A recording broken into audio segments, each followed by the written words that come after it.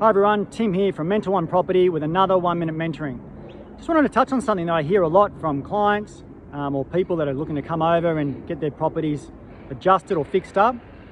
And it's this concept that land is the only benefit when buying real estate. Like land goes up and the house itself comes down, always coming down in price or depreciating.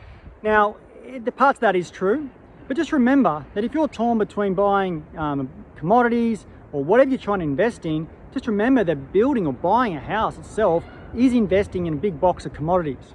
So if you like the idea of owning commodities, you can own real estate, and you actually do own commodities.